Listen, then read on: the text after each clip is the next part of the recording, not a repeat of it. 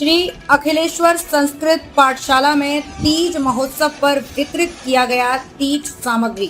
वाराणसी के चोलापुर के हाजीपुर गांव के श्री अखिलेश्वर संस्कृत पाठशाला के प्रांगण में तीज के पूर्व पाठशाला की कन्याओं को तीज उत्सव के अवसर पर तीज सामग्री वितरित की गई।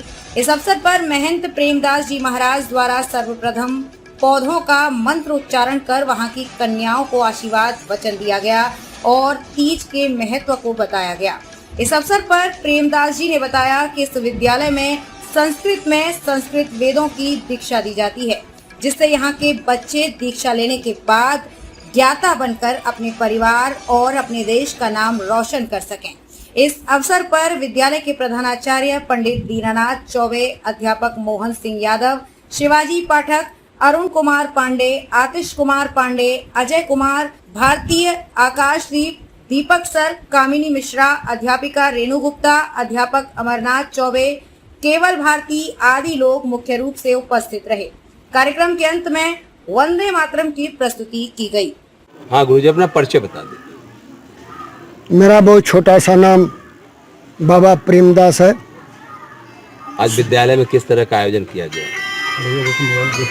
सोमवार को तीज हमारे धर्म का एक बहुत बड़ा पर्व है और वास्तव में जो हमारे वेदों में वर्णित है, वेदव्यास जी ने इतनी सुंदर सुंदर मंत्रें दी लिखी, या देवी सर्वभूतेषु मातृ रूपेण संस्थिता नमस्तस्यै नमस्तस्यै नमस्तस्यै नमो नमः।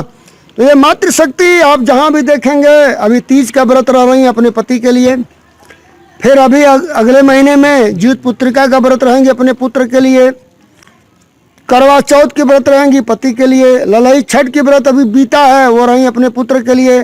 तो ये मातृशक्तियाँ, इनके बल पर ये सृष्टि चल रही है और इनके सम्मान में हम यहाँ के संस्थापक होने के नाते हमारे अध्यापकों ने हमसे निवेदन किया कि कुछ बच्चों को गिफ्ट इस पर दिया जाए और हमारे विद्यालय में बालिकाओं की संख्या अधिक है, इसलिए इस उत्सव को मैंने मनाया तीज उत्सव के रूप में।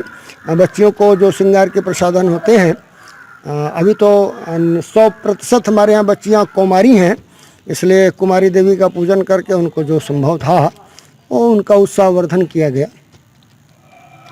जिस तरह की संस्कृत और जगह पढ़ाया जाता है, तो किस तरह यहाँ पे शिक्षा दी जाती है? बहुत अच्छा प्रश्न आपने किया। ज़्यादातर लोग इस प्रश्न को नहीं छू पाते क्योंकि संस्कृत और संस्कृति यह बहुत कम पत्रकारों के कंठ तक पहुंच पाती है, चित्त तक पहुंच पाती है। अन्य जगह की संस्कृत से हमारे संस्कृत में अंतर है। संस्कृत में Sanskrit inter college, BA, MA या अन्य विश्वविद्यालयों में जो संस्कृत पढ़ाई जाती है वह हमारे यहाँ के प्रथमा माने कक्षा 8 की संस्कृत का मुकाबला नहीं कर सकते।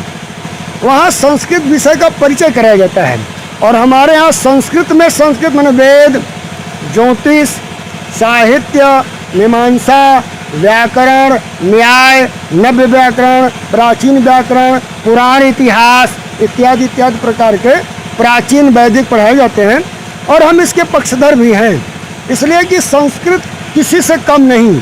संस्कृत भाषा सर्वोत्तम भाषा, विश्व की सबसे कर्णप्रिय भाषा और संस्कृत भाषा किसी भाषा से कम नहीं।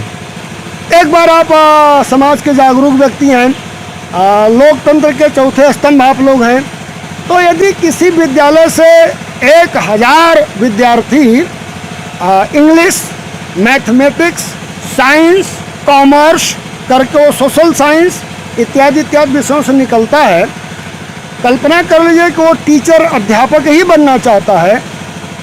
सरकार अगर क्षेत्र में एक विद्यालय की स्थापना करती है तो हर विषय का उस कॉलेज में एक ही टीचर होगा और हमारे यहाँ से जो विद्यार्थी संस्कृत का निकलता है पढ़कर, तो वह भी तो एक अध्यापक होगा संस्कृत का। तो बल्कि उनको अगर अच्छे तरह से अनुवाद डील करने, विषय सब्जेक्ट को हल करने की कला होगी तो शायद कहीं स्थान मिले। हमारे यहाँ तो 1 साल के प्रशिक्षण मात्र में गणपतिर्गंघवामहे, जहाँ वो बोलना सीख गए तहाँ दक्षिणा शुरू। तो हमारी विद्या तो सबसे प्राचीन विद्या है, सबसे सुगम विद्या है।